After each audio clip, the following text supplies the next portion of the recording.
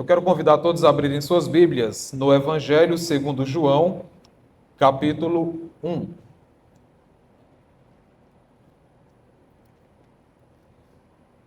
Evangelho segundo João, capítulo número 1.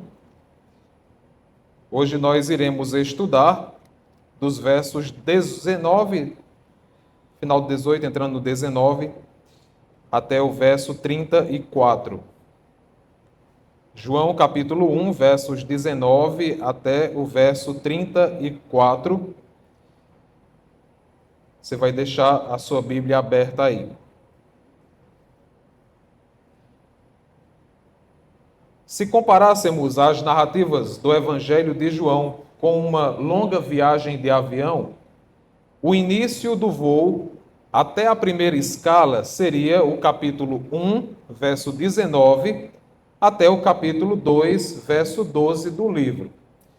Nesse trecho que nós estamos mencionando, provavelmente nós estejamos mencionando e falando sobre a primeira semana do ministério do Senhor Jesus na terra, que vai do testemunho de João Batista a respeito de Jesus, no capítulo 1, verso 19, até o casamento em Caná da Galileia, no capítulo 2, verso 12. Os primeiros capítulos do Evangelho, que vai do capítulo 1 até o capítulo 12, são uma demonstração da identidade messiânica de Jesus por meio da apresentação de muitos sinais selecionados pelo evangelista. Nós temos como exemplo a multiplicação dos pães e dos peixes, no capítulo 6, a cura do cego de nascença, no capítulo 9, e a ressurreição de Lázaro, no capítulo número 11. Tudo tinha uma finalidade: evidenciar que Jesus de Nazaré era o Messias, o Filho de Deus, reforçando assim o tema principal que nós já estudamos no capítulo 20, versos 30 a 31.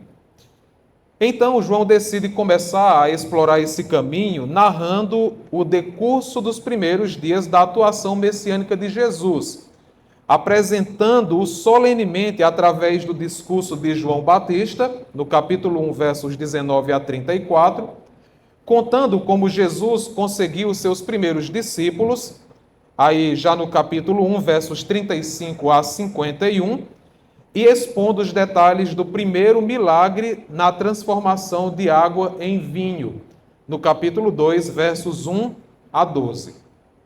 Nós vamos começar do começo, buscando entender um pouco melhor como aconteceu essa apresentação de Jesus por meio de João Batista, nos versos 19 a 34. E a partir dessa análise, considerar a importância da identidade de Jesus na construção da nossa identidade como discípulos. É por isso que o tema dessa mensagem é João, Jesus e a nossa identidade. Vamos ler o texto então, versos 19 até o 34. A palavra do Senhor diz assim: Este foi o testemunho de João, quando os judeus lhe enviaram de Jerusalém sacerdotes e levitas para perguntar: Quem é você? Ele confessou e não negou.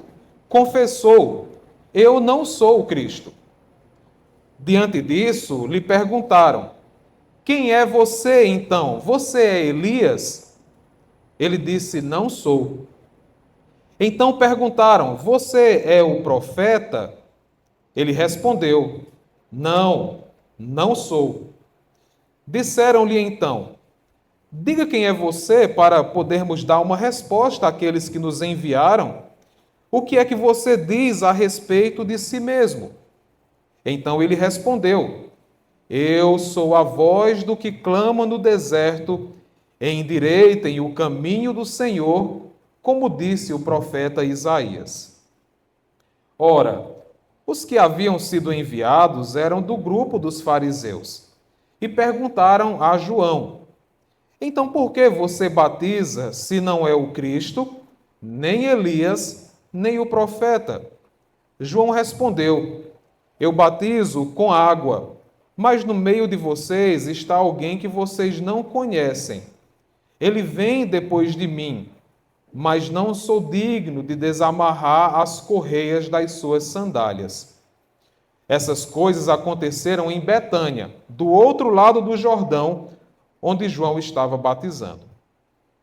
No dia seguinte, vendo que Jesus vinha em sua direção, João disse: Eis o Cordeiro de Deus que tira o pecado do mundo. Este é aquele a respeito de quem eu falava, quando disse: Depois de mim vem um homem que é mais importante do que eu, porque já existia antes de mim. Eu mesmo não o conhecia, mas vim batizando com água, a fim de que ele fosse manifestado a Israel. E João testemunhou, dizendo: Vi o Espírito descer do céu como pomba e pousar sobre ele. Eu não o conhecia. Aquele, porém, que me enviou a batizar com água, me disse: Aquele sobre quem você vir descer e pousar o Espírito, esse é o que batiza com o Espírito Santo. Pois eu mesmo vi e dou testemunho de que ele é o Filho de Deus. Vamos orar mais uma vez, diante da palavra do Senhor. Pai Santo, nós queremos agradecer por tua palavra.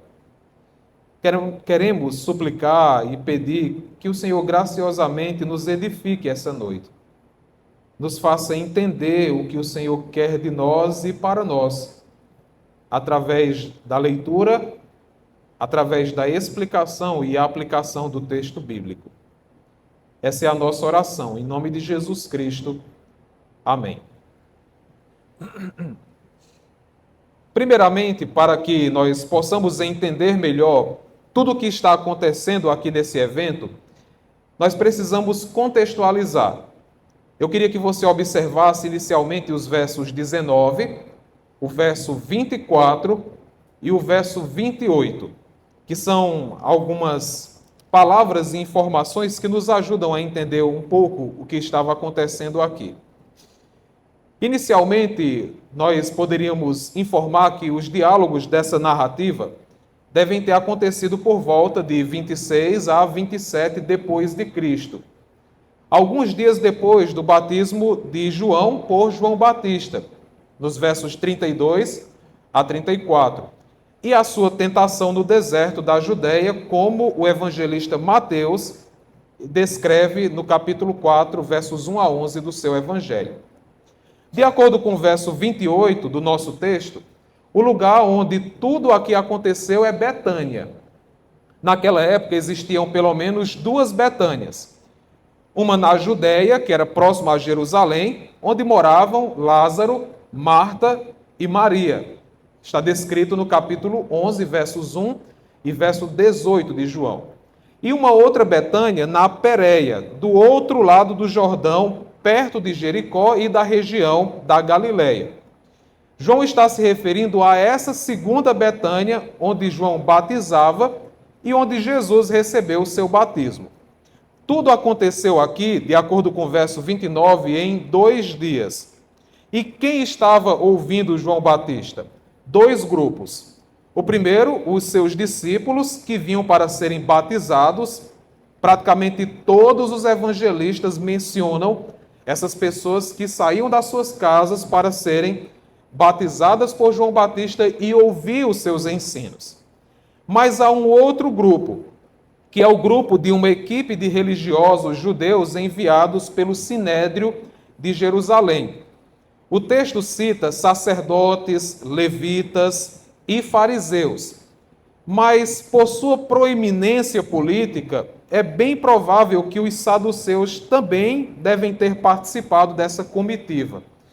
E embora os fariseus sejam citados na passagem, mais especificamente, nós não podemos aqui cravar que os fariseus tinham toda essa força política para encabeçar essa equipe. Eles estavam presentes, mas eles não tinham esse poder político para tanto. Mas eles participam do diálogo. Agora, pela falta de detalhes na transição entre um dia e outro da passagem, nós não temos como afirmar se João Batista estava conversando com a mesma audiência em ambos os dias. O que é bem provável que sim, que ele estivesse falando tanto para os seus discípulos, como para aqueles religiosos nos 2 dias. Os acontecimentos acabam revelando uma forte efervescência religiosa e o fermento social dos primeiros dias do ministério de João Batista. Herodes Antipas havia sido extorsivo e extravagante. A ocupação romana era brutal naqueles dias. Houve uma certa agitação com a troca dos procuradores. Valério Grato por Pôncio Pilatos exatamente naquele ano. A maioria dos judeus ansiava por uma solução para seus infortúnios políticos. E quando ouviram falar de um novo profeta, rumaram para o deserto para ouvir João Batista, pensando que essa poderia ser a solução definitiva para a sua situação. É claro que a perda da independência e o fracasso das esperanças, as esperanças que se tinham concentrado na dinastia dos Asmoneus, um século antes, causou um renascimento da antiga esperança de um Messias da linhagem de Davi. Essa expectativa messiânica, com as suas várias perspectivas, estava presente no imaginário dos palestinos do primeiro século. Muitos acreditavam, embora de forma diversificada, mas que o Messias viria para resolver toda aquela situação. Essa era a expectativa deles. E todos esses fatores formam o pano de fundo e explicam as 5 perguntas que foram feitas pelos líderes religiosos acerca da identidade de João Batista. Então vamos observar cada uma das perguntas. A primeira está nos versos 19 e no verso 20. E a pergunta é: quem é você? É interessante que João Batista, ele responde dizendo: eu não sou o Cristo. Ele foi direto ao ponto sobre ser ou não o Cristo, mesmo que os religiosos não tenham perguntado para ele se ele era o Cristo. É exatamente por conta dessa grande expectativa e curiosidade daqueles religiosos. Eles queriam saber se João era o Messias, se era o Cristo. E a palavra Cristo, embora a gente esteja muito familiarizado como um segundo nome para Jesus, né, Jesus Cristo, mas Cristo só se tornou parte do nome de Jesus no período apostólico, já no início da igreja. Mas Cristo era um título, sempre foi encarado e entendido assim, cujo significado é ungido. E essa palavra ungido é a mesma ideia de Messias, alguém que foi enviado por Deus para uma missão especial. Essa palavra era usada para sacerdotes, era usada para reis, era usada até para profetas, mas tornou-se uma expressão usada para a figura e personalidade que seria usada por Deus para a redenção final do seu povo. Os religiosos queriam saber se João Batista era essa pessoa, o Cristo, o que ele negou. Agora, no verso 21, na parte A, eles fazem uma segunda pergunta. Se ele não é o Cristo, então provavelmente ele seria Elias. E eles perguntam: quem é você então? Você é Elias? Ao que João respondeu: não sou. Elias foi um dos principais profetas de Deus. Seu ministério em Israel foi bastante singular, com uma proclamação forte, corajosa e vívida. Além de sinais de poder bem expressivos, Elias se tornou um personagem marcante da história do povo de Deus. Sem falar que, diferente de todos os homens antes dele, com exceção de Enoque, ele não experimentou a morte. Muitos anos depois de Elias, após o exílio na Babilônia, um profeta de Deus chamado Malaquias profetizou que esse mesmo Elias retornaria no fim dos tempos a fim de encabeçar a restauração de todas as coisas, sendo o precursor do Messias que viria para estabelecer o reino na terra. Você pode ler isso em Malaquias, capítulo 4, verso 5. E a partir disso, os judeus passaram a esperar que Elias, de alguma forma, viesse novamente para a terra. Era isso que eles acreditavam. Então chega João Batista, com vestes e vida rústicas como Elias, uma pregação muito incisiva sobre o arrependimento do povo de Israel, o que logo fez com que eles começassem a identificar João Batista com o profeta Elias. Ao que, semelhante à primeira resposta, João Batista negou. Ele não era Elias. Agora, cabe uma nota aqui. Os outros evangelhos mencionam que Jesus identificou João Batista com Elias. Mateus capítulo 11, verso 14, Marcos capítulo 9, verso 13, Lucas capítulo 1, verso 17. Mas em nenhum dos evangelhos nós vemos João Batista fazendo essa conexão. Em nenhum momento ele faz.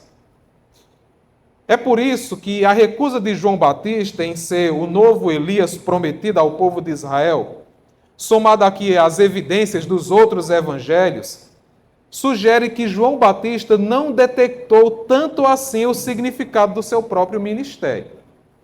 Jesus sabia o que estava por trás do ministério de João Batista, a relação com Elias, sabia de tudo isso.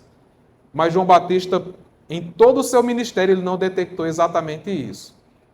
Não entendeu exatamente assim a sua figura na terra. E é por isso que quando foi consultado pelos religiosos, você é Elias? Ele disse, eu não sou. Então, se ele não é Cristo, se ele não é Elias, no verso 21, na parte B, eles fazem uma terceira pergunta. Você é o profeta? E ele respondeu, não sou. E aqui é interessante que os líderes religiosos não estavam perguntando a João se ele era um profeta. Perceba bem aí, essa não é a pergunta. Eles sabiam que João Batista era um profeta. O que eles estavam perguntando era se João Batista era o profeta. E aqui nós precisamos voltar para Deuteronômio capítulo 18, versos 15 a 18. Porque lá nessa passagem nós temos uma profecia veiculada por Moisés de que um dia viria um profeta semelhante a Moisés e falaria as palavras de Deus ao povo. E uma profecia de que isso ia acontecer. Essa predição acabou se tornando uma crença corrente entre o povo sobre um personagem especial no fim dos tempos. Se Moisés disse que ia vir alguém, um profeta, semelhante a ele, então era alguém no fim dos tempos. É por isso que os samaritanos, eles identificavam esse profeta como o Messias prometido. A gente vai falar mais sobre isso quando chegarmos lá no capítulo 4, verso 25 daquela passagem. Existia uma comunidade naquela época, na Palestina do primeiro século, eram sectários, eram pessoas de uma seita, eram chamados de comunidade de Qumran, eles eram essênios, viviam no deserto, e eles acreditavam que essa profecia, essa predição, dizia respeito a 3 personagens. Um profeta, um Messias da linhagem de Arão e um Messias descendente de Davi. Mas tudo isso é para dizer que existiam muitas perspectivas sobre quem era esse profeta distinto e especial. Mas independente da forma como era concebido aqui esse profeta, João entendia que não era um cumprimento na sua pessoa, mas em Jesus. Mas do Messias, esse profeta não era ele. Por isso que ele diz, eu não sou esse profeta que vocês estão dizendo. E agora nós entramos nos versos 22 e 23. Eles até acreditavam que João poderia ser alguma figura do fim dos tempos, o Cristo, Elias ou o profeta. Mas como João nega todas essas possibilidades, eles perguntam, digam quem você é, para podermos dar uma resposta àqueles que nos enviaram. O que é que você diz a respeito de si mesmo? Então, se os personagens mais conhecidos e mais lógicos de você se assemelhar, você não é, então diga você mesmo, quem é você? Então João responde no versículo 23 e ele diz: Eu sou a voz do que clama no deserto. Endireitem o caminho do Senhor, como disse o profeta Isaías. Ao invés de explicar com as suas próprias palavras quem ele era, João Batista decidiu apresentar-se citando uma passagem de Isaías 40, versículo 3. Você pode ir para lá, vamos abrir nessa passagem, Isaías capítulo 40. Deixa marcado aí em João capítulo 1 e vamos para o profeta Isaías, capítulo 40, verso 3.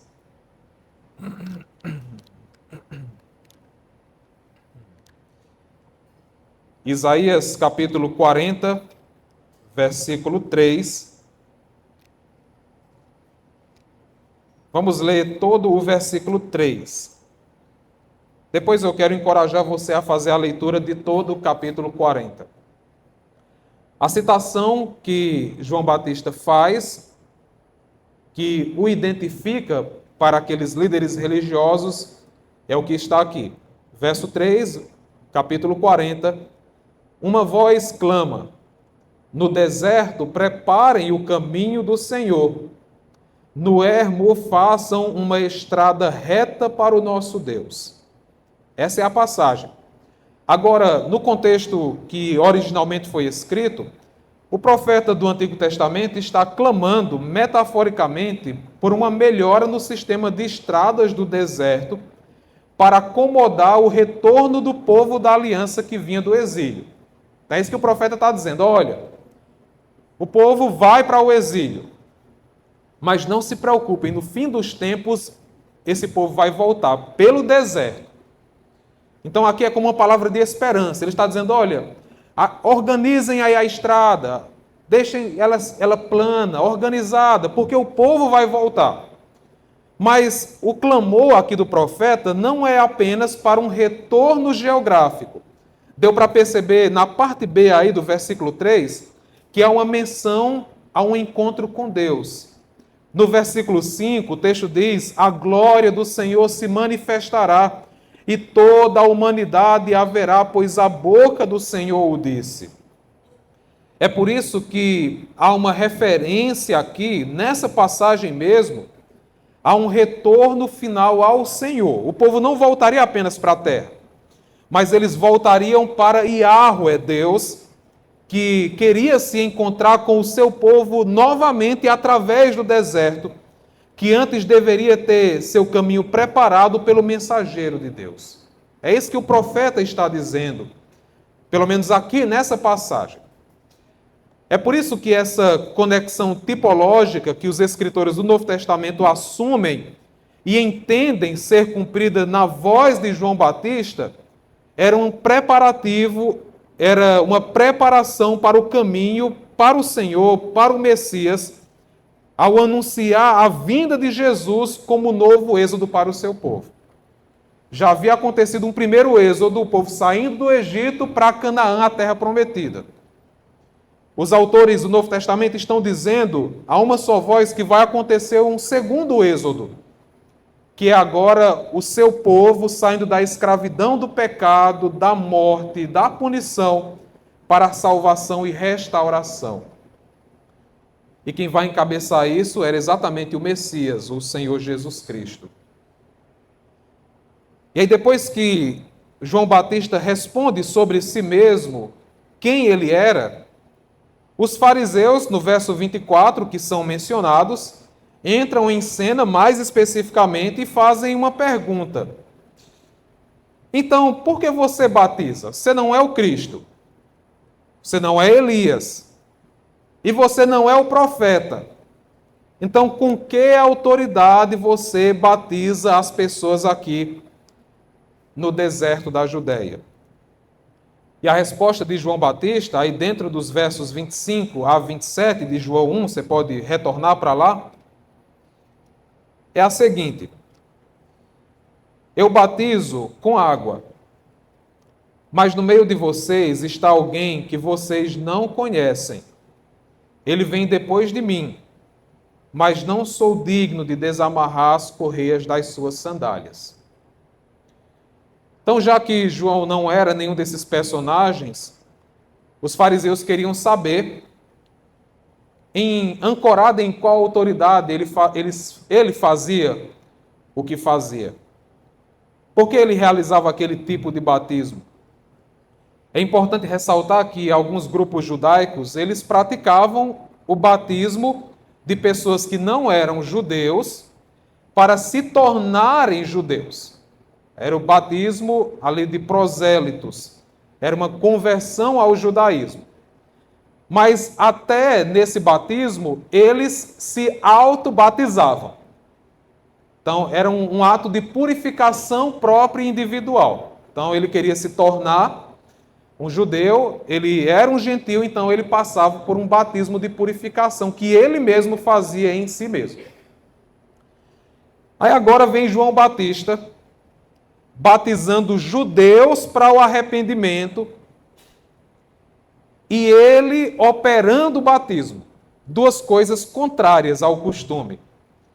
Isso fez com que as pessoas que estavam acompanhando aquilo, tudo isso fosse um pressuposto de que aquele tipo de batismo que João estava fazendo, diferente de todos os outros, era um ritual do fim dos tempos, que era administrado por um personagem do fim dos tempos e que tinha uma grande autoridade.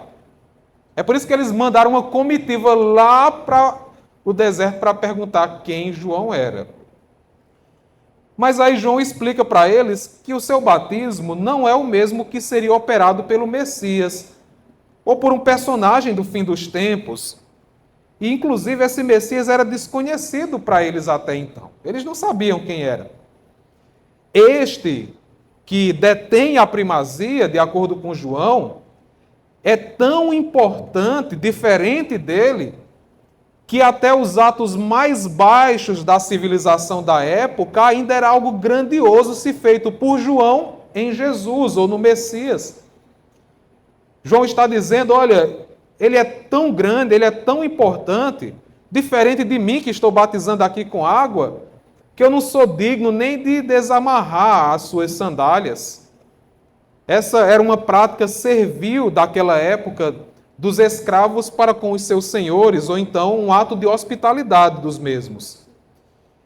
E para tornar ainda mais a situação assim, grotesca para aqueles que estavam ouvindo, um certo rabino chamado Josué ben Levi, no século III depois de Cristo, primeira metade do século III, ele disse o seguinte: um discípulo deve executar para o seu mestre qualquer serviço que um escravo faz para o seu dono, com exceção de desamarrar suas sandálias. Era tão indigno para uma pessoa que era um discípulo desamarrar as sandálias que havia uma proibição. Você pode fazer tudo no processo de discipulado, mas não desamarra as sandálias não, aí já é muita humilhação. O que é que João diz sobre Jesus? Ele é tão importante. Vocês não têm ideia, vocês não sabem o que é isso. Ele é tão importante que eu não sou nem digno de desamarrar as suas sandálias.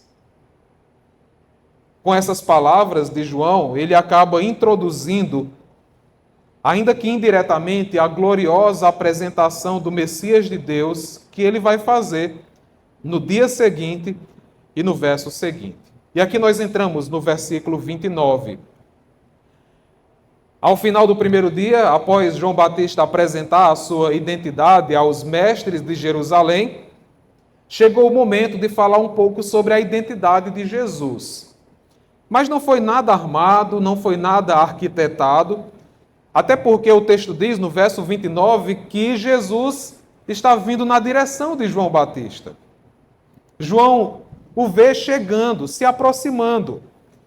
E aí João escreve, João o evangelista, que Jesus estava vindo na direção de João Batista e, ao que parece, João Batista aqui, num ato de grande admiração, passa a falar sobre Jesus e a sua identidade. É aquela coisa de você estar com alguns amigos e aí se aproxima alguém bem importante. Aqueles amigos não sabem bem quem é. Aí a pessoa começa a dizer, olha, fulano ali é muito importante, ele é filho de fulano, ele é neto de Beltrano, ele tem um cargo tal, e ele fica elogiando até aquela pessoa chegar próximo e todo mundo, opa, tudo bem, como é que você está? Parece que é isso que João está fazendo. A intenção de João Batista, assim como a do apóstolo João, é demonstrar que Jesus era de fato o Messias. Por isso que ele falou as palavras que falou. E o trecho do testemunho público aqui de João Batista pode ser dividido em duas partes. Uma primeira, no verso 29 a 31, onde João afirma que Jesus é o Messias, e uma segunda, nos versos 32 a 34, onde João agora apresenta a sua evidência, o seu testemunho de que Jesus é o Messias. Então vamos por parte aqui. Primeiro, versos 29, a parte B até o verso 31. A palavra do Senhor diz assim: No dia seguinte, vendo que Jesus vinha em sua direção, João disse: Eis o Cordeiro de Deus que tira o pecado do mundo. Este é aquele a respeito de quem eu falava, quando disse: Depois de mim vem um homem que é mais importante do que eu, porque já existia antes de mim. Eu mesmo não o conhecia, mas vim batizando com água, a fim de que ele fosse manifestado a Israel. Então, nesse trecho, João afirma claramente e abertamente que Jesus era o Messias, e ele faz isso de duas formas. Primeiro, dizendo: Eis o Cordeiro de Deus que tira o pecado do mundo. Irmãos, nós estamos muito acostumados, porque nós temos a Bíblia toda. Então, quando nós lemos esse trecho aqui, o que é que vem na sua mente? O Cordeiro de Deus que tira o pecado do mundo. A gente pensa logo no sacrifício expiatório de Jesus Cristo. Não é verdade? O Cordeiro que foi morto em lugar do seu povo. Mas se a gente considerar principalmente a perspectiva ainda prematura de João Batista, por exemplo, em Mateus capítulo 11, versos 3 a 5, João Batista estava preso.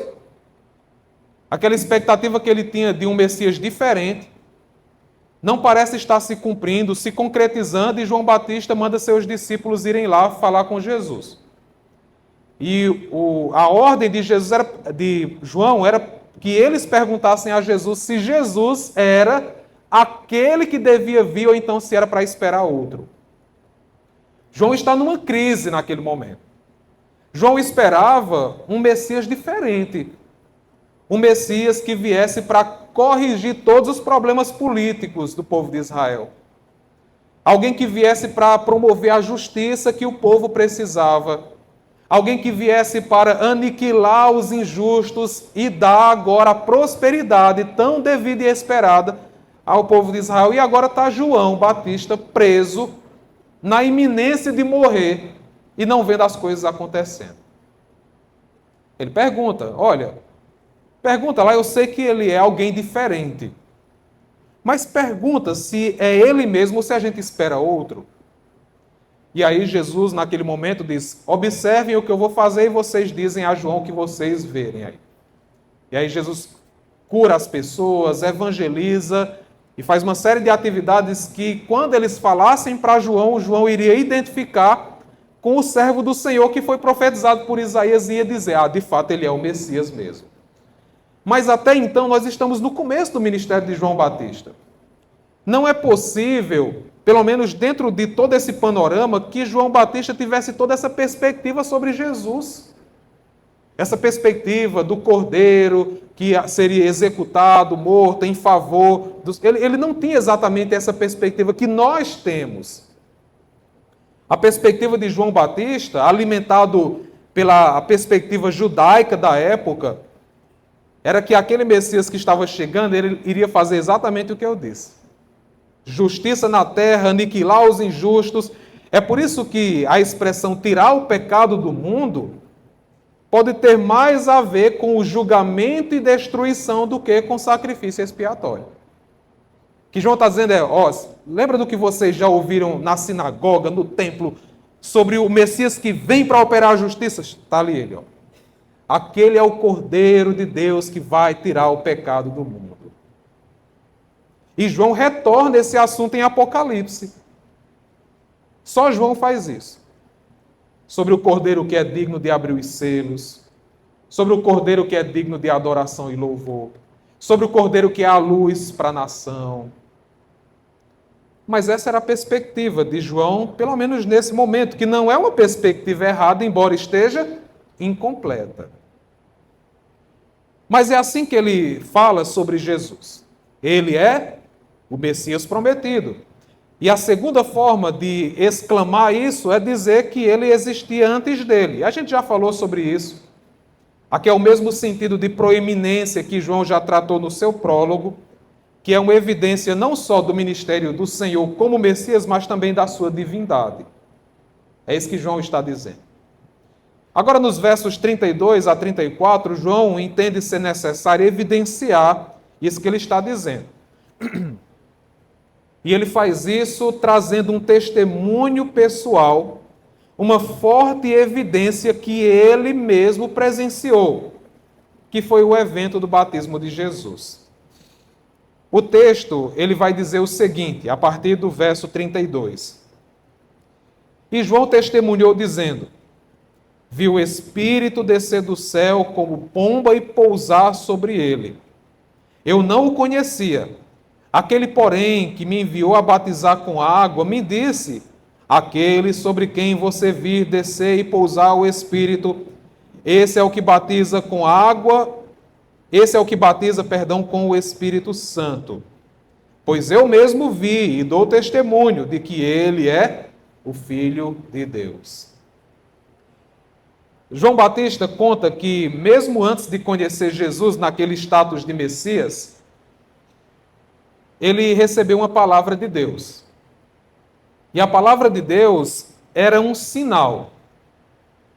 Quando João visse o Espírito descer e pousar, ou permanecer, sobre alguma pessoa que ele, por exemplo, batizasse, esse seria o Messias de Deus.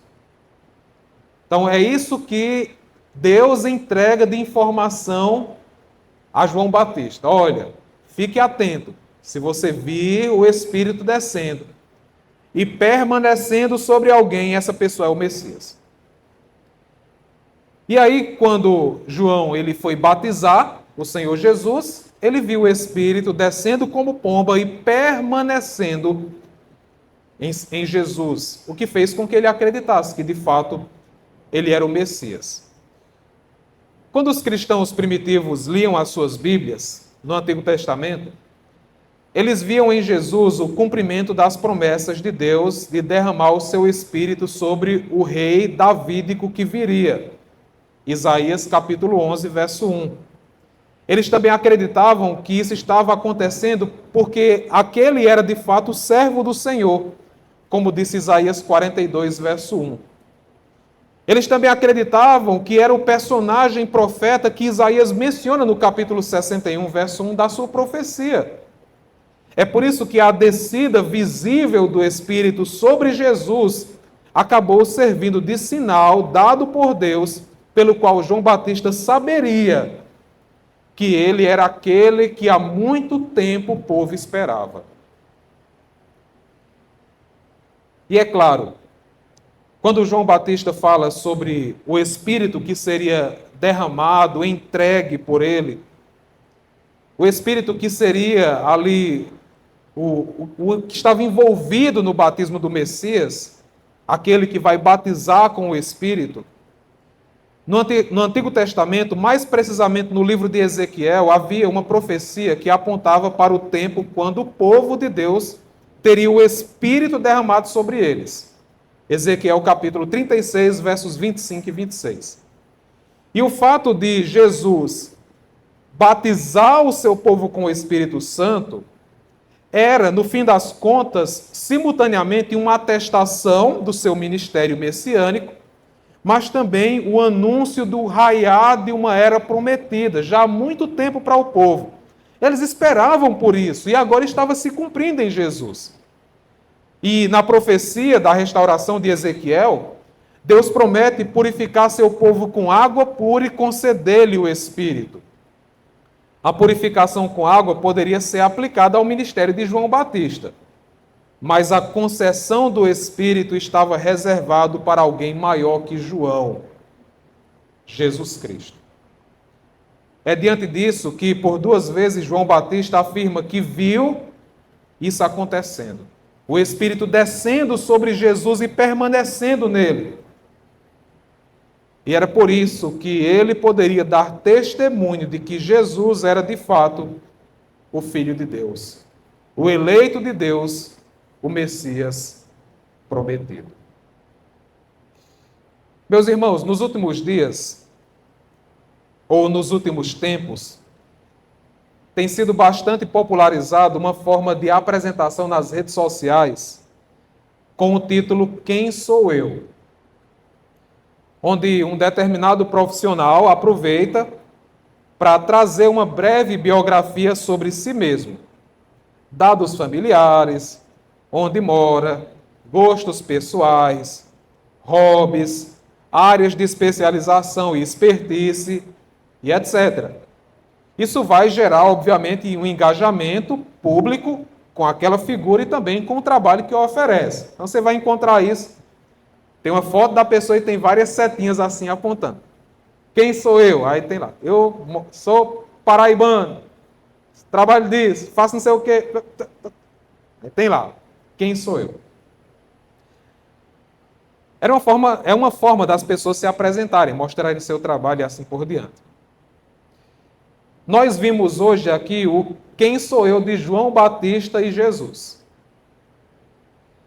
Nós vimos que João Batista é a pessoa enviada para preparar o caminho para o Messias.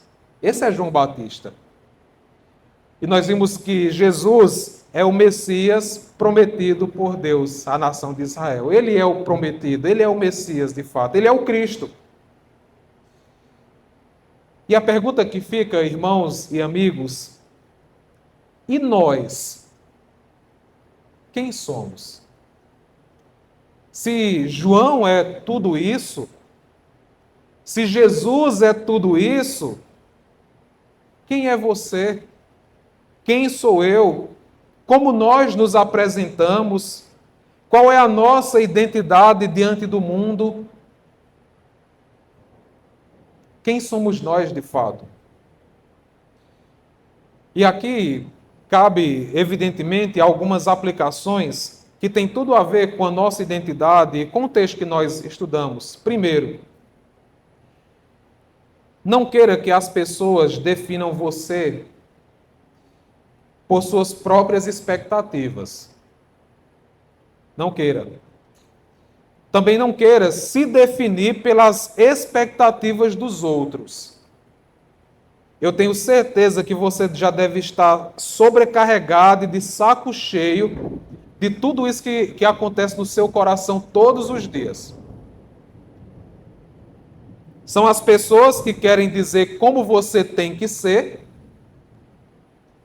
É o mundo querendo empurrar para você um certo tipo de identidade. E você acaba ficando sobrecarregado querendo satisfazer essas expectativas o tempo todo. É por isso que eu quero aqui aconselhar você a não deixar que a sua mente se incline para qualquer tipo de identidade que seja alheio a Deus e que possa formar em você uma identidade que está muito distante do padrão bíblico. Tem que ter muito cuidado, o mundo é muito sutil, ele é muito perverso. Ele tem o seu veneno mortal e vai conduzindo as pessoas para serem como ele quer ser. Ou como ele quer que as pessoas sejam. E acontece que muitas pessoas acabam indo nesse caminho. É por isso que a gente tem uma perspectiva de sucesso que não tem nada a ver com a Bíblia, que é passado no mundo. É por isso que a gente vê as pessoas falando de prosperidade, uma prosperidade que não tem nada a ver com as Escrituras. É por isso que o mundo fica forçando as pessoas a realizarem seus sonhos o tempo todo, como se isso formasse aquela pessoa, a sua personalidade e a sua identidade. O mundo quer que os homens vivam traindo as suas esposas para serem homens e que as mulheres sejam empoderadas para serem mulheres de fato.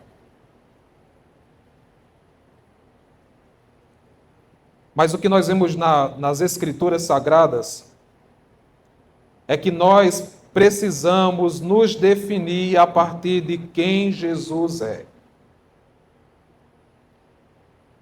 Foi isso que João Batista fez. Quando perguntaram a ele quem ele era, ele não precisou ficar rodeando e dizendo quem ele era. Olha, eu sou João Batista, filho de Zacarias, eu sou da classe sacerdotal, eu sou... Ele não precisou fazer nada disso. Embora pudesse, já que eles queriam status. Mas João Batista apenas disse, olha, eu não sou ninguém. E o que eu sou está atrelado a quem é, e é muito, que é Jesus. É por isso que a definição de quem nós somos, a nossa identidade, precisa partir de quem Jesus é para você. O que ele fez por você e a sua relação com ele. É isso que nos define como pessoas, e não o mundo, não as expectativas das pessoas, não as expectativas dos seus familiares, e nem as suas próprias expectativas, mas a de Deus. Agora, em segundo lugar, você precisa ter em mente que no momento em que você decide tornar Jesus como a base da sua identidade, em muitos momentos você vai ter problema. E muito problema. Porque você vai agir totalmente contrário a essas expectativas que nós falamos aqui das pessoas. Pode ser que muitas vezes você até haja contrário a uma tradição religiosa maior. Pode ser que você vá na contramão dos desejos pessoais dos outros.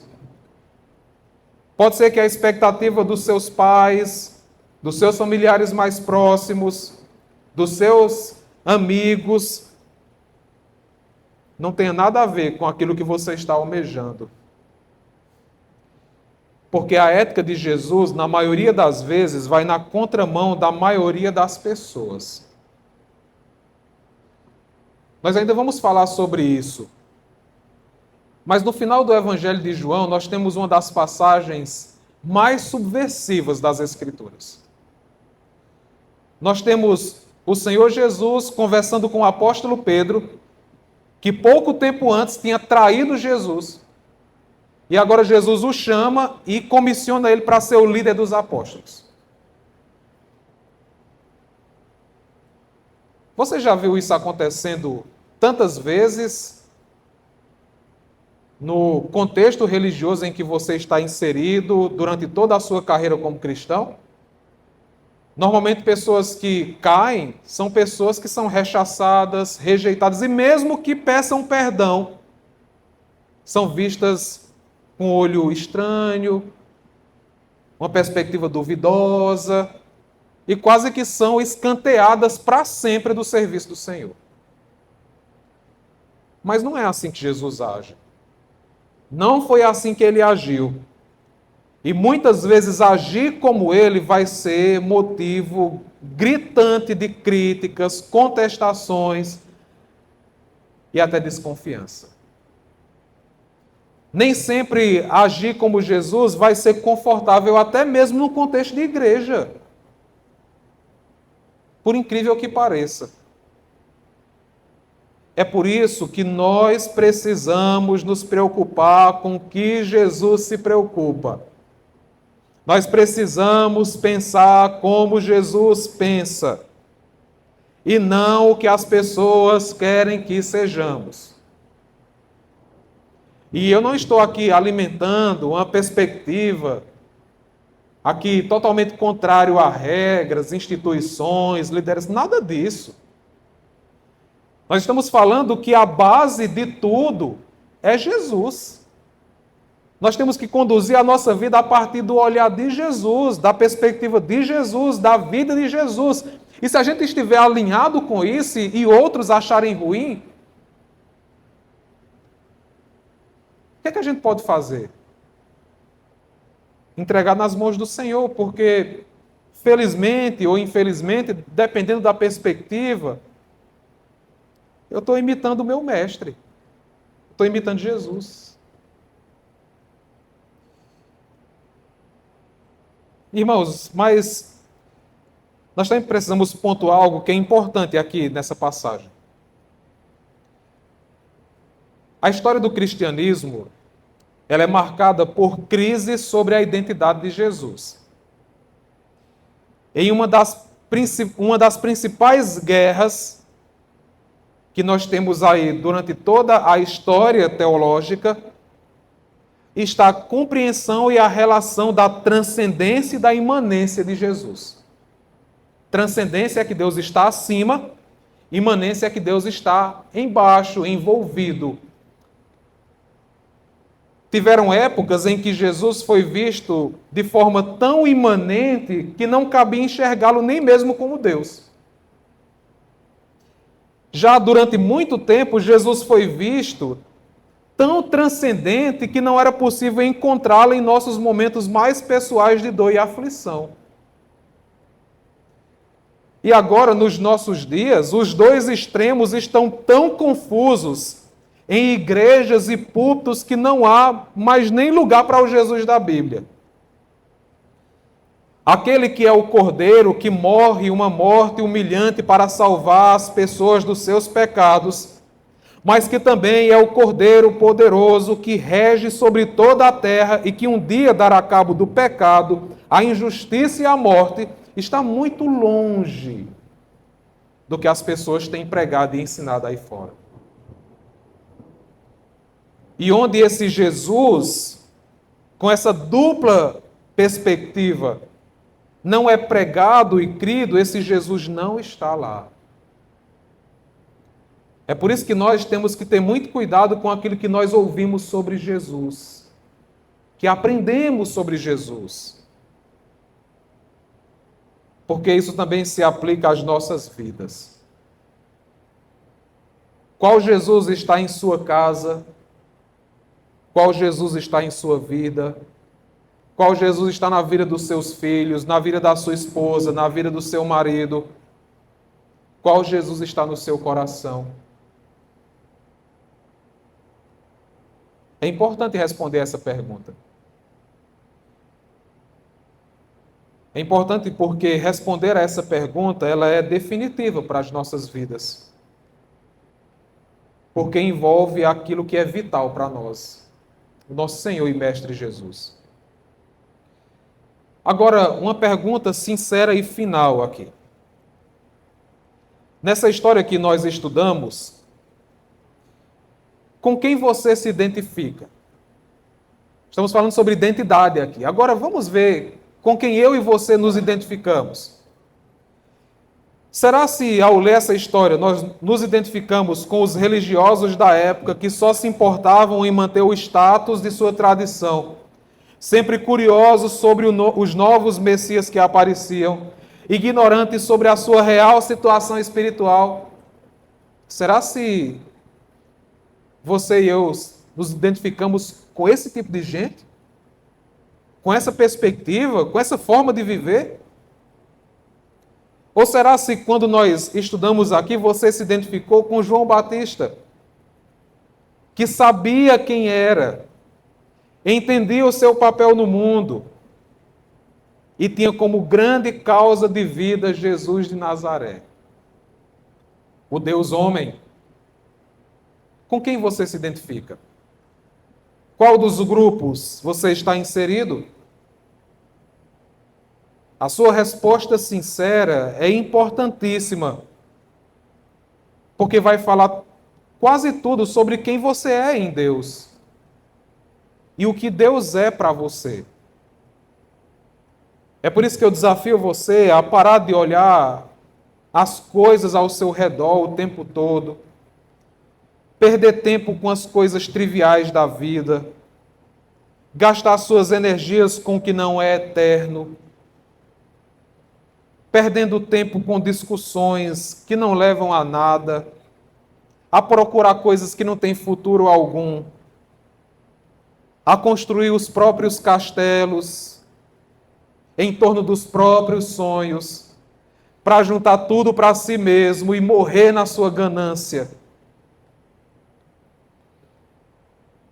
Ao invés disso, olhe para Jesus. admire-o, ame-o, estime-o, receba-o, torne-se íntimo dele. Não existe nenhum investimento nessa vida mais relevante do que investir na pessoa de Jesus. Conhecer mais quem Ele é, conhecer mais sobre a sua obra e conhecer mais sobre a minha relação com Ele, o que eu sou nele, o que eu posso fazer por Ele, como a minha vida pode ter sentido nele e como eu posso gastar a minha vida para Ele. Isso é o que mais importa. E assim, nós seremos discípulos por excelência, de um mestre que é excelente e que vale a pena toda a nossa excelência na direção da sua glória. Essa última postura, ela foi reprisada por alguns homens no início do ministério de Jesus. Basta você olhar os versos seguintes. Mas sobre isso nós vamos estudar apenas na próxima semana. Amém? Vamos orar.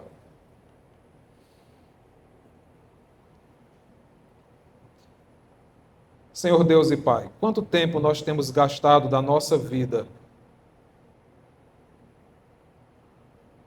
para formar uma identidade que não tem nada a ver com o Senhor.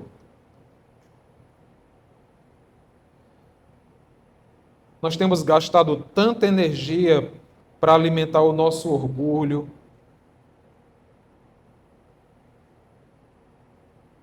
nós temos uma busca incansável para satisfazer as expectativas das pessoas sobre nós. Nós nos importamos tanto sobre aquilo que as pessoas pensam sobre a nossa vida.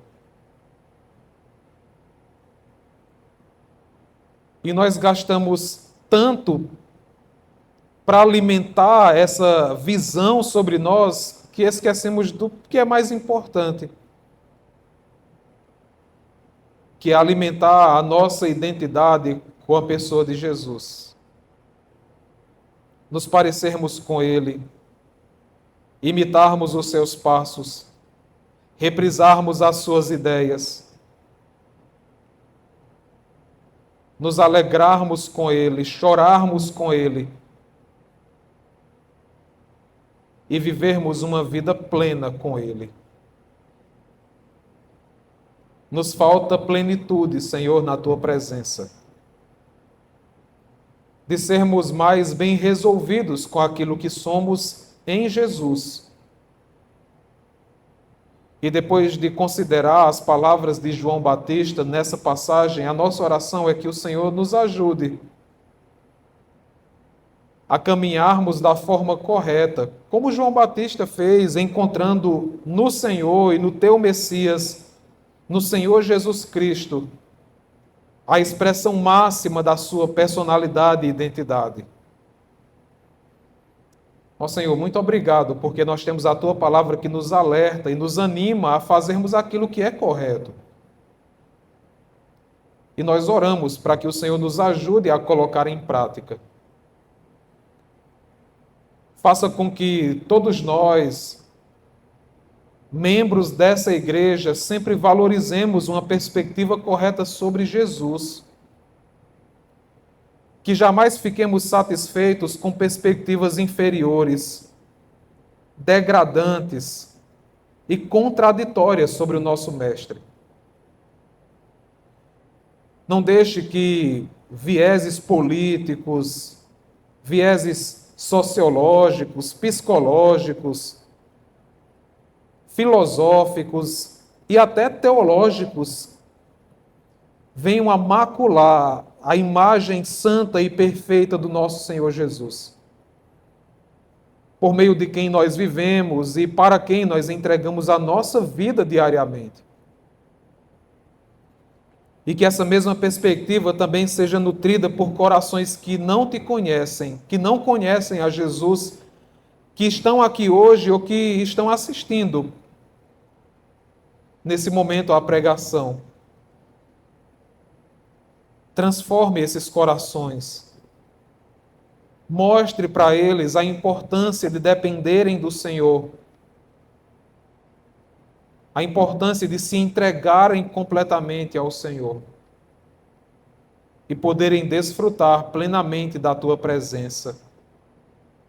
E ao final de tudo, poderem desfrutar e gozar da vida eterna e da glória da presença do Senhor no porvir. Se há pessoas que nos ouvem